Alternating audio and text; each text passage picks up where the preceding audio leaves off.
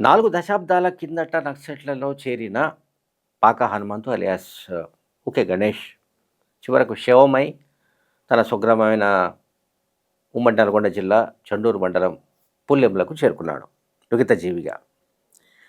ఆయన ఆయన లేఖ, తల్లికి రాసిన లేఖ ఇప్పుడు వైరల్ అవుతోంది. బహుశా అదే చివరి లేఖ అని కూడా మనకు తెలుస్తోంది. ఆ లేఖలో ఆయన ఏమన్నాడంటే, ప్రియమైన అమ్మ, అంటే తన తండ్రి చనిపోయిన తర్వాత ఆ తండ్రి మరణ వార్త తెలిసి ఆయన తన తల్లికి లేఖ రాశాడు. ప్రియమైన అమ్మ, ఈ విషాద సమయం ఇట్లా వస్తుందని అనుకోలేదు. 90 ఏళ్ల వయసులో నాన్న మనల్ని వదిలిపోయాడన్న దుఃఖ సమాచారాన్ని నేను పేపర్లలో చూశాను. నేను మిమ్మల్ని విడిచి విప్లవోద్యమంలో అడుగుపెట్టాక నాన్న మరణ వార్తతో ఈ 40 ఏళ్ల కిందటి విషయాలు నాకు గుర్తుకొచ్చాయి. నా కోసం, నా తోబుట్టువుల కోసం మీరందరూ ఎంతగానో కష్టపడ్డారు. అంతకంటే నాన్న ఎక్కువగా కష్టపడ్డాడు. ఈ దేశంలో సగటు మనుషులంతా అట్లా జీవిస్తున్న వాళ్ళే. అందులో బాధ్యత, ప్రేమ, శ్రమ చేసే గుణం, ఇవన్నీ కూడా చాలా గొప్ప గుణాలని రాశాడు. అట్లాగే మీరంతా కడు పేదరికంలో ఎట్లా మమ్మల్ని సాధడానికి, నన్ను నా చెల్లెలను సాధడానికి అప్పులు చేసి ఎట్లా కష్టపడ్డారో కూడా నాకు తెలుసు. అంత కష్టపడ్డా కూడా, శ్రమ చేసినా కూడా ఆ రోజుల్లో 40 ఏళ్ల కిందట మన కుటుంబం అంతా కూడా పస్తులున్న రోజులు కూడా ఉన్నాయి, నాకు ఇప్పటికీ గుర్తుందని రాశాడు. పేరు పాక హనుమంతు. మనలాంటి కోట్లాది కుటుంబాలు ఈ దేశంలో పేదరికంలో మగ్గుతున్నాయి. మీరు కడుపు కట్టుకొని మమ్మల్ని సాధిన తీరు ఇప్పటికీ ఎప్పటికీ నాకు గుర్తుంటుంది. పెద్ద కొడుకుగా నాపై మీరంతా చూపించిన ప్రేమ, వాత్సల్యం, నమ్మకం, ఇవన్నీ కూడా నేను మర్చిపోలేను. అయితే విప్లవ పంథాలో నేను వెళ్ళిన తర్వాత నేను ఈ దేశంలోని మొత్తం పేద ప్రజలకు సంబంధించి, అట్లాగే ఇతర పీడిత వర్గాల గురించి నేను పనిచేస్తున్నానని చెప్పాడు. ఆ రోజుల్లో చదువుకోవడానికి చండూరు నుంచి నల్గొండ రావడానికి బస్సు ఛార్జీలు కూడా లేకపోతే, నువ్వు అంటే తల్లి గురించి ప్రస్తావిస్తూ, నువ్వు 2 రోజుల పాటు కూలీకి వెళ్ళి, నాట్లకు కూలీకి వెళ్ళి ఆ డబ్బునిచ్చి నన్ను బస్సు ఎక్కించేదానివి అని కూడా రాశాడు.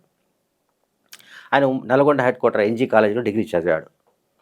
డిగ్రీ చదువుతూ మధ్యలోనే అప్పటి రాడికల్ స్టూడెంట్స్ యూనియన్లో చేరాడు.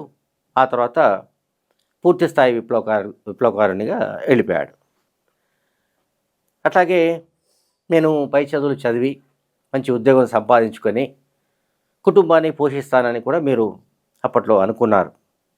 కానీ నేను మీ కోరికను నెరవేర్చుకోలేకపోయాను. నేను విప్లవ మార్గాన్ని ఎంచుకున్నాను.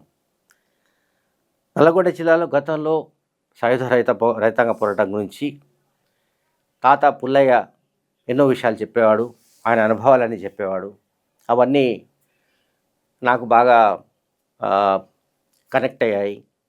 నేను గ్రామాల్లో దొరల దౌర్జన్యాలు అండ్ పేద ప్రజలపైన జులుం, ఇవన్నీ కూడా గతంలో సాయుధ పోరాట కాలంలో ఎలా ఉండేవో అవి ఇప్పుడు కొనసాగుతున్నాయి, మొత్తం దేశమంతటా ఉన్నాయని చెప్పాడు. కమ్యూనిస్టు గెరిల్లాలను అణిచివేయడానికి అప్పట్లో నైజాం పోలీస్ బలగాలు, రజాకార్ల దాడులు, నెహ్రూ, పటేళ్ల నాయకత్వంలో భారత సైన్యం ఉమ్మడి నల్గొండ జిల్లాను ఎట్లా చుట్టుముట్టిందో, గ్రామాల్లో పేదల ప్రజల ఇళ్లను దహనం ఎట్లా చేశారో, లూటీలు ఎట్లా చేశారో, మహిళలపై అత్యాచారాలు ఎట్లా చేశారో, ఇవన్నీ కూడా తాత చెప్పేవాడు అని రాశాడు. సో ఆనాటి విప్లవ వారసత్వాన్ని, అంటే తెలంగాణ సాయుధ రైతాంగ పోరాట వారసత్వాన్ని, వేలాది మంది అమరుల త్యాగాలను ఎత్తిపడుతూ నక్సల్బరీ, శ్రీకాకుళ పోరాట యోధులుగా మేము కొనసాగుతున్నామని ఆయన చెప్పాడు. 1981లోనే నేను విప్లవానికి ఆకర్షితునై పార్టీలోకి వెళ్ళినట్టుగా చెప్పాడు. మనలాంటి పేద ప్రజల బతుకులు బాగుపడాలంటే విప్లవ పంథ ఒకటే మార్గమని నేను అనుకున్నాను, నిర్ణయించుకున్నాను. అట్లాగే కోట్లాది మంది రైతులు మీలాంటి తల్లిదండ్రులను ప్రజల్ని ఈ దోపిడీ పీడల నుంచి విముక్తి చేయడానికే ఈ సాయుధ పోరాటం దారిని ఎంచుకున్నా.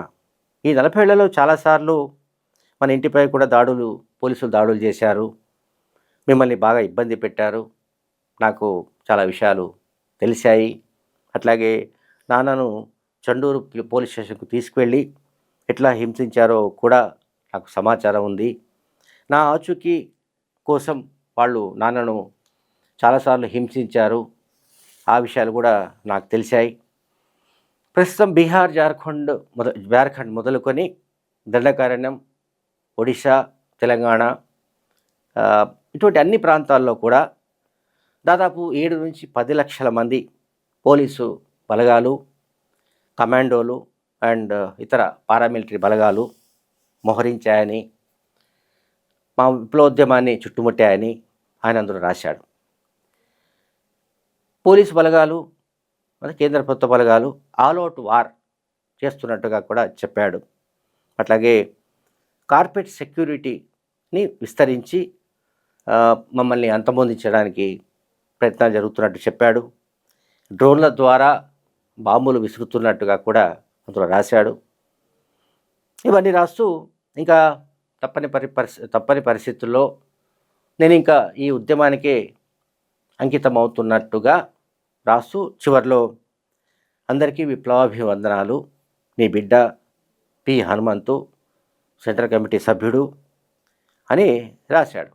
ఇది ఆల్మోస్ట్ ఎప్పుడు రాశాడని దానికి సంబంధించిన క్లారిటీ లేదు, కానీ తన తండ్రి చనిపోయిన తర్వాత తన తల్లికి లేఖ రాశాడు. ఇది 2022లో అని కొంతమంది చెప్తున్నారు, 2023 అని కొంతమంది చెప్తున్నారు. బట్ 2-3 ఏళ్ల కిందట ఈ లేఖ తన తల్లికి రాసినట్లుగా చెప్తున్నారు.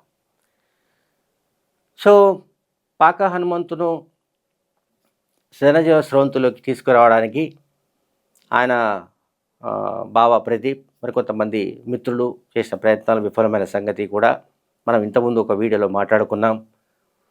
పాక హనుమంతు ఒడిశా రాష్ట్ర కమిటీలో కీలకమైన పాత్ర పోషిస్తూ ఉండగానే ఈ ఎన్కౌంటర్లో చనిపోయాడు. అంతకుముందే అదే ఒడిశా రాష్ట్ర కమిటీ ఇన్ఛార్జిగా పనిచేస్తున్న మోడెం బాలకృష్ణ ఎన్కౌంటర్ తర్వాత పాక హనుమంతు ఎన్కౌంటర్ కూడా జరిగింది.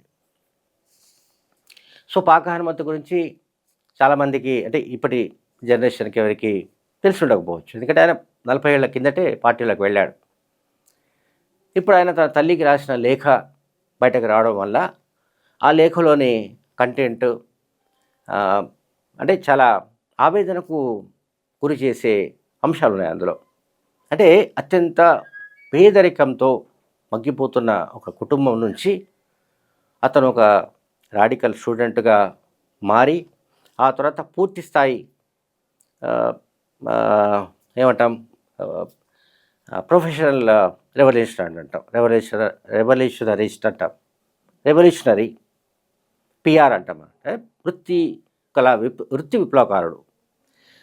సో ఆయన వృత్తి విప్లవకారునిగా ఈ మేరకు మారిపోవడం, ఎన్కౌంటర్లో మరణించడం, తిరిగి ఇంతకాలానికి శవమై తన స్వగ్రామానికి తిరిగి రావడం అనే దాన్ని ఆ గ్రామస్తులు కానీ ఆ గ్రామంలో కానీ చాలామందిని కలిసివేస్తోంది. Thank you very much.